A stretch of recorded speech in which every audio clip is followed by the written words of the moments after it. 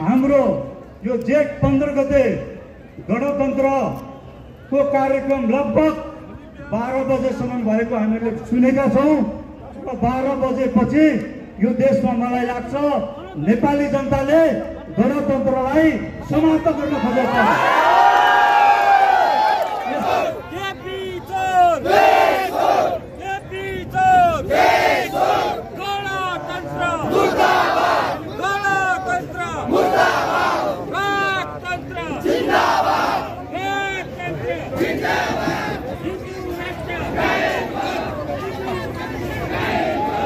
नेपालीलाई विदेशी दासोको स्वीकार हुँदैन।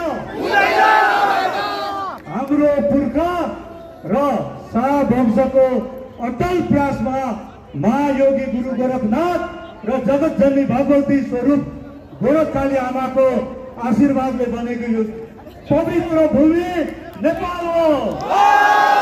नेपाल आमाको, नेपाल आमाको, नेपाल आमाको जय देश, जय देश। केपी ओलीले जन्म सङ्ग्रहको घोषणा गर्नुभएको थियो, किनभने राप्रपा लगायतका शक्तिहरू एक ठाउँमा उभिएर गणतन्त्रको विरुद्धमा आज प्रदर्शन गर्ने भनेर घोषणा गरेपछि उहाँले बडो हुङ्कारका साथ उहाँले पनि घोषणा गर्नुभयो, गणतन्त्रको पक्षधरहरू पनि सडकमा आऊ भनेर भन्नुभयो। यो अवस्था भनेको नेपालमा राज संस्थालाई स्थापना गरेर फेरि नेपालीबाट बाँच्ने भन्ने हाम्रो प्रण हो।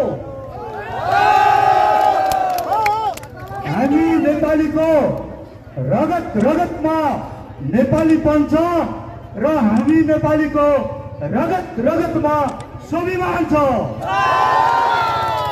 र यो स्वाभिमानलाई बचाउनको लागि, संरक्षण गर्नको लागि नेपालमा राज संस्था चाहिन्छ। सही कुरा हो। हामी नेपाली, हाम्रो नेपाल, यो नेपाल नेपालीले बनाउने, नेपालीले नै चलाउने हो। हामी नेपालीलाई विदेशी दासोको स्वीकार हुँदैन। हाम्रो पुर्खा र शाह वंशको अटल प्रयासमा महायोगी गुरु गोरखनाथ र जगतजननी भगवती स्वरूप गोरखकाली आमाको आशीर्वादले बनेको यो पवित्र भूमि नेपाल हो। त्यसले गर्दाखेरि आज मैले सम्बोधन नगरी कार्यक्रम सुरु गरेको छु, सम्बोधन गरेको छु। आज यहाँ मात्रै नभएर यस विषयलाई चासो राख्न देशव्यापी रूपमा जुन हाम्रो पत्रकार मिडियाको मार्फत हेरिराख्नु भएको छ, उहाँहरूलाई पनि देशको प्रत्येक जिल्ला, सहर, नगरमा जानु पर्छ। किनभने यो पार्टी बनाउने, संगठन बनाउने कार्यक्रम होइन, यो नेपाल बन्ने, नेपाली बनाउने कार्यक्रम भएको कारणले गर्दाखेरि प्रत्येक नेपाली जनता जाग्न जरुरी छ। प्रत्येक नेपाली जनताको सहभागितामा नेपालमा अब राज संस्था स्थापना हुँदैछ। अब आज म भर्खरै 14 दिन हिरासतमा बसेर आइतबार साँझ निस्केर सोमबार मात्रै भगवान पशुपतिनाथमा गएर दर्शन गरेर बिन्ती गरेछु। हाम्रा रिहाईका बन्दीहरू पनि चाँडोभन्दा चाँडो रिहाई हुनुपर्छ, रिहाई हुनुपर्छ। निर्दोषलाई दोषी बनाउन पाइँदैन। यो अभियान भनेको नितान्त देशभक्ति अभियान हो र देशभक्तलाई खुलामा राख्न पाइँदैन।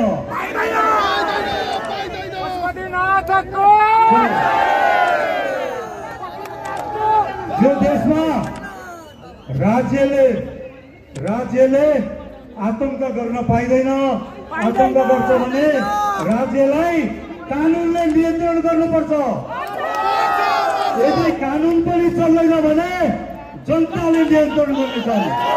नेपाली जनताले। यो देशको मालिक भनेको नेपाली जनता हो। त्यसैले गर्दाखेरि आज हाम्रो यो जेठ 15 गते गणतन्त्रको कार्यक्रम लगभग 12 बजेसम्म भएको हामीले सुनेका छौँ र 12 बजेपछि यो देशमा मलाई लाग्छ नेपाली जनताले गणतन्त्रलाई समाप्त गर्न खोजेको छ। यसको पनि अर्थ छ 12 बजे 1 बजेसम्म उहाँहरूको कार्यक्रम थियो, त्यसपछि अहिले हाम्रो नेपालीको कार्यक्रम छ, नेपाली जनताको कार्यक्रम हो।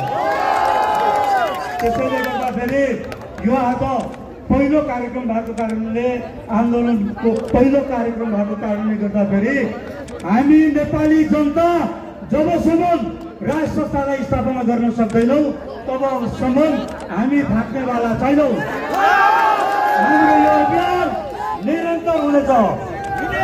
बाँकी कार्यक्रमका विषयमा हामीले छलफल गरेर, किनभने एउटा यो जनआन्दोलन समितिको संयोजक समिति बनेछ, यो समितिले निर्णय गरेर कुनै पनि आन्दोलनमा मार्गदर्शन हुन जरुरी छ। त्यसले गर्दाखेरि हाम्रो प्रतिबद्धता के छ भने नेपालमा वैदिक सनातन हिन्दू राष्ट्र र राष्ट्र संस्था ल्याएर मात्रै यो आन्दोलनलाई हामीले विदाई गर्नेछौँ। त्यसको लागि तपाईहरू थाक्दिन भन्नुहोस्। यहाँ मात्रै होइन, अहिले मिडियाबाट देशव्यापी रूपमा विदेशमा बसेका नेपालीहरूलाई पनि आज यो देशको हृदयदेखि माया भएको कारणले गर्दाखेरि यस पवित्र कार्यक्रम देशभक्ति कार्यक्रममा सबैले हृदयदेखि साथ दिन म अनुरोध गर्दै म 3 नारा लाग्न चाहन्छु। मलाई साथ दिनु होला। नेपाल आमाको, नेपाल आमाको, नेपाल आमाको जय देश, जय देश।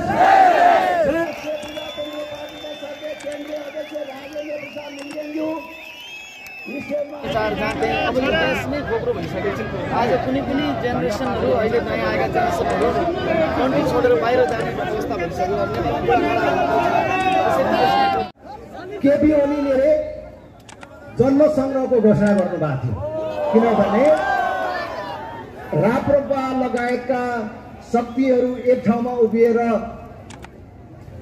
गणतन्त्रको विरुद्धमा आज प्रदर्शन गर्ने भनेर घोषणा गरेपछि उहाँले बडो हुङ्कारका साथ उहाँले पनि घोषणा गर्नुभयो गणतन्त्रको पक्षधरहरू पनि सडकमा आऊ भनेर भन्नुभयो हैन। देशभरबाट हामीले जसरी कार्यकर्तालाई आह्वान गर्यौं उहाँहरूले पनि आह्वान गर्नुभयो हैन त। राज्य शक्ति प्रयोग गरेर मान्छे ल्याएको र गणतन्त्र पक्षको अघिको प्रदर्शन देखिहालियो नि हैन त।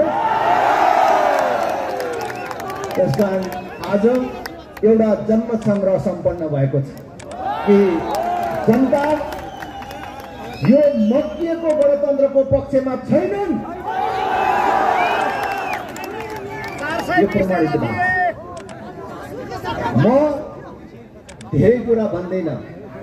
आज तपाईहरू जो उत्साहका साथ सहभागी हुनुभएको छ, मैले तपाईहरूको हुल बीचमा घुमेर हेर्दाखेरि देखे आज राजधानीका थुप्रै स्थानीय बासिन्दाहरू पनि सडकमा आउनु भएको छ।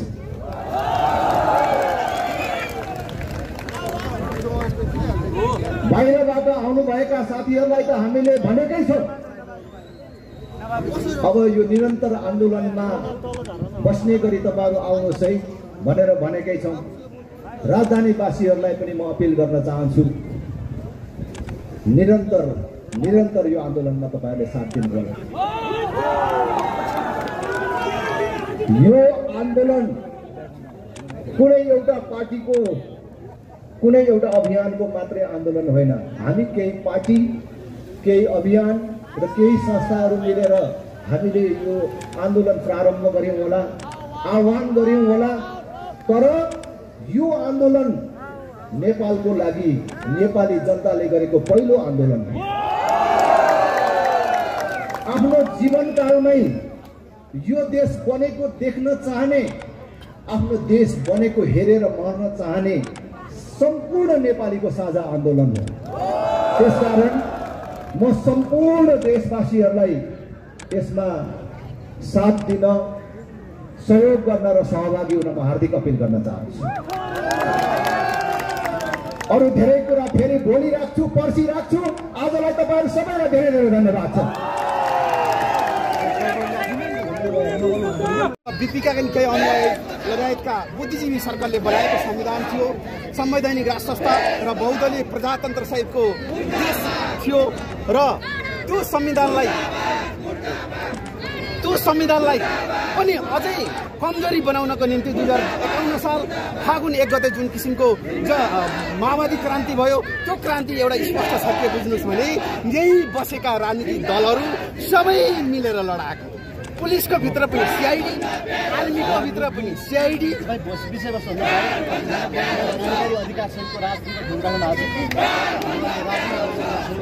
होइन, हामी त संवैधानिक संस्था, बहुदलीय प्रजातन्त्र, प्रत्यक्ष कार्यकारी प्रधानमन्त्री, जनताबाट निर्वाचित। जब जनताबाट प्रधानमन्त्री निर्वाचित हुन्छ उसले 5 वर्ष ढुक्कले शासन संस्था चलाउँछ। त्यहाँ कुनै किसिमको लेनदेनको केही पनि हुँदैन।